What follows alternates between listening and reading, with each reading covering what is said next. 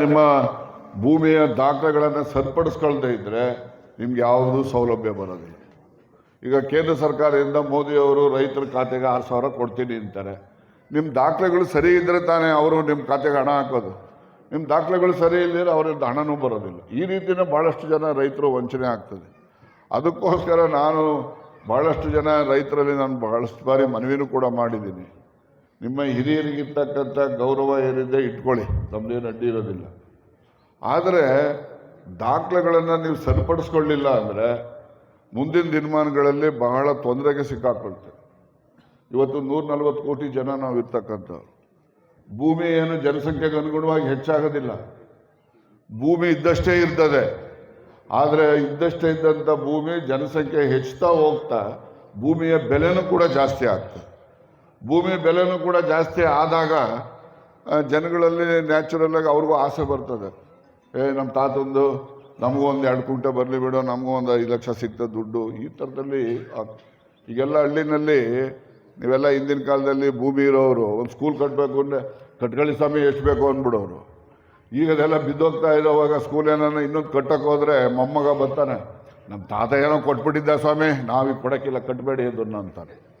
ಈ ಹಳ್ಳಿಗಳಲ್ಲಿ ಇರ್ತಕ್ಕಂಥ ಸಮಸ್ಯೆಗಳಿದ್ದೀವಿ. ನಿಮ್ಮ ತಾಲೂಕಲ್ಲಿ ಇಲ್ಲದೆ ಇರ್ಬೋದು, ನಮ್ಮಲ್ಲೆಲ್ಲ ಕೆಲವು ಬರ್ತಾ ಇದ್ದಾವೆ.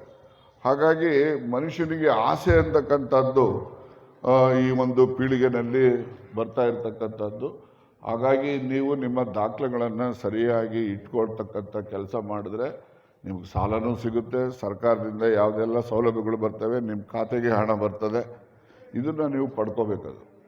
ಇಲ್ಲ ಅಂತ ಹೇಳಿದ್ರೆ ನಿಮ್ಮ ತಾತನ ಹೆಸರಲ್ಲಿ ಖಾತೆ ಇದ್ದರೆ ನಿಮಗೇನು ಸಾಲನೂ ತಗೊಳಕ್ಕಾಗಲ್ಲ, ನೀವು ಬರೋ ಸರ್ಕಾರ ಸೌಲಭ್ಯನೂ ಯಾವುದೂ ಬರೋದಿಲ್ಲ.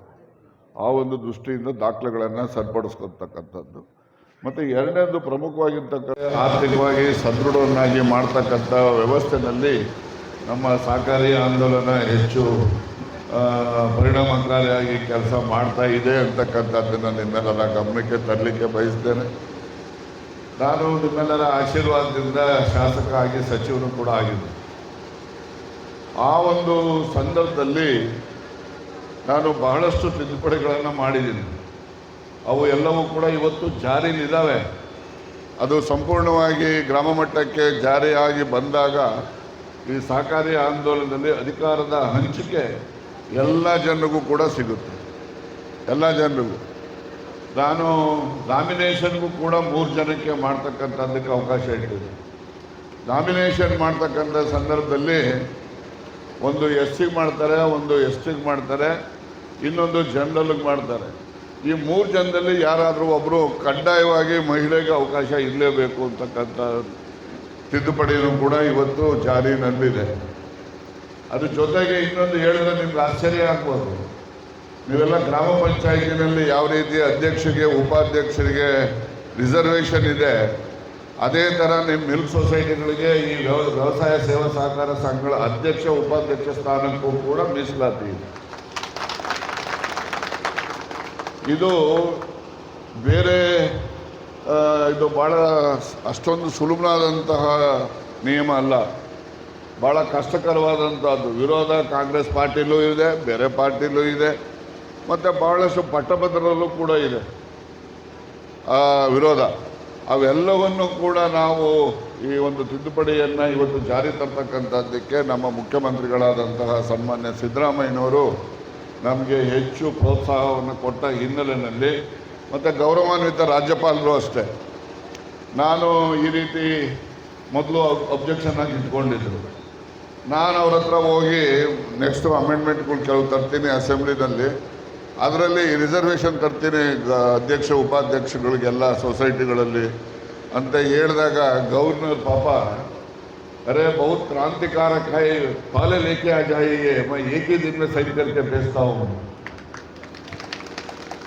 ಗವರ್ನರ್ ಪಾಪ ಎಷ್ಟು ಮಟ್ಟಿಗೆ ಅವರು ಹೇಳಿದ್ರೆ, ನೀನು ಕಳಿಸಿದ ದಿವಸ ಒಂದೇ ದಿವಸದಲ್ಲಿ ರುಜು ಆಗ್ತದೆ, ಭಾಳ ಕ್ರಾಂತಿಕಾರಿ ಇದೆ, ಇಡೀ ದೇಶದಲ್ಲೇ ಎಲ್ಲೂ ಇಲ್ಲ ಅಂತಕ್ಕಂಥ ಮಾತನ್ನು ಅವರು ವ್ಯಕ್ತಪಡಿಸಿದಾಗ ನಿಜಕ್ಕೂ ಕೂಡ ಅವರು ಕೂಡ ನಮ್ಮ ಏನು ದುರ್ಬಲರಿದ್ದಾರೆ, ಯಾರು ಸಹಕಾರ ಸಂಸ್ಥೆಗಳಿಂದ ದೂರ ಇದ್ದಾರೆ, ಯಾರು ಭಾಷಣ ಮಾಡೋವಾಗ ಹೇಳಿದ್ರು, ದಾಳಪ್ಪ ಯಾರು ಹೇಳಿದ್ದು, ನಟರಾಜ್ ಹೇಳಿದ್ದ, ಹಳ್ಳಿಗಳಲ್ಲಿ ಸಾಲ ಮೊದಲು ಯಾರ್ದಪ್ಪ ಸಿಕ್ಕೋದು ಅಂದರೆ ಯಾರು ಡೈರೆಕ್ಟ್ ಇರ್ತಾರೆ ಅವರು ಅವ್ರ ಸಂಬಂಧದವ್ರು ಬಿಟ್ಟರೆ ಬೇರೆಯವ್ರಿಗೆ ಯಾರಿಗೂ ಹತ್ರಕ್ಕೆ ಸೇರಿಸ್ತಿರ್ಲಿಲ್ಲ.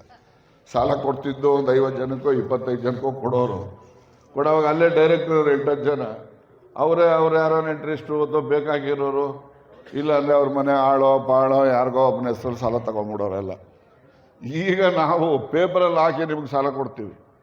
ಸಣ್ಣ ರೈತ 5 ಕುಂಟೆ ಇದ್ದವನಿಗೂ ಕೂಡ ಒಂದು 10,000 ಆಗಲಿ 20,000 ಆಗಲಿ ಸಾಲ ಕೊಡಬೇಕು ಅಂತ ಉದ್ದೇಶ. ಬರೀ ದೊಡ್ಡ ರೈತರುಗಳಿಗೆ ಸಾಲ ಕೊಡಬೇಕು ಅವ್ರಿಗೂ, ಆದರೆ ಇವ್ರಿಗೆ ಅನ್ಯಾಯ ಆಗಬಾರ್ದು. 10 ಕುಂಟೆ ಇರಲಿ, ಅವ್ನಿಗೆ 5 ಕುಂಟೆ ಇರಲಿ, ಅವ್ನಿಗೆ 20 ಕುಂಟೆ ಇರಲಿ.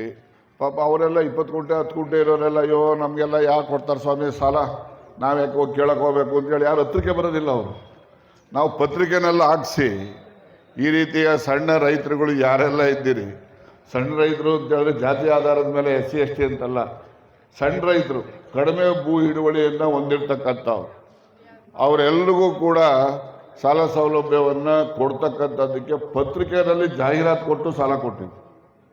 ಏನೋ ಅಲ್ಲೊಬ್ರು ಇಲ್ಲೊಬ್ರು ಇನ್ನೂ ದಾಖಲೆಗಳು, ವಿಶೇಷವಾಗಿ ಈ ಗೊಲ್ಲರುಗಳು ದಾಖಲೆಗಳನ್ನ ಬದಲಾಯಿಸ್ಕೊಳ್ಳಲ್ಲ.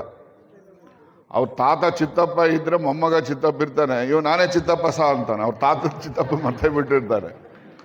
ಇಲ್ಲ ಇದು ನಿಮ್ಮ ತಾತಂದು ಕಡೆ, ಇದು ನಿಮ್ಮ ಅಪ್ಪನ ಹೆಸರು ನಿನಗೆ ಬರಬೇಕು ಬದಲಾಯಿಸ್ಕಳೆ ಅಂದರೆ ನಾನೇ ಯಾಕೆ ಸ್ವಾಮಿ ನನ್ನ ತಾತನ ಹೆಸರು ಅಳ್ಸೋಕೋನು, ಇರಲಿ ಬಿಡಿ ಸ್ವಾಮಿ ಹಂಗೆ ಅಂತಾರೆ. ಥರ ಕಟ್ಕೊಂಡಿರ್ತಾರೆ. ಈ ಸಂಸ್ಥೆಗಳು ಕೂಡ ಸೊಸೈಟಿ ಇರ್ಬೋದು, ಅಂಗನವಾಡಿ ಇರ್ಬೋದು, ಪಂಚಾಯಿತಿ ಇರ್ಬೋದು, ಸರ್ಕಾರಿ ಶಾಲೆ ಇರ್ಬೋದು, ಅವೆಲ್ಲವನ್ನು ಕೂಡ ದಾಖಲೆಗಳನ್ನು ಮಾಡ್ಕೋಬೇಕು. ದಾಖಲೆ ಇಲ್ಲ ಅಂತ ಇವತ್ತು ಎಷ್ಟೋ ಪಂಚಾಯಿತಿ ಆಫೀಸ್ಗಳಿದಾವಲ್ಲ, ಅವ್ರದ್ದೇ ಖಾತೆ ಇರೋದಿಲ್ಲ. ಪಂಚಾಯಿತಿ ಆಫೀಸ್ನವು ಅವರೇ ಖಾತೆ ಮಾಡ್ಕೊಂಡಿರೋಕ್ಕಿಲ್ಲ. ಸ್ಕೂಲ್ ಬಿಲ್ಡಿಂಗು ಅವು ಖಾತೆ ಇರೋದಿಲ್ಲ, ಅಂಗನವಾಡಿಗೂ ಅವು ಖಾತೆ ಇರೋಕ್ಕಿಲ್ಲ.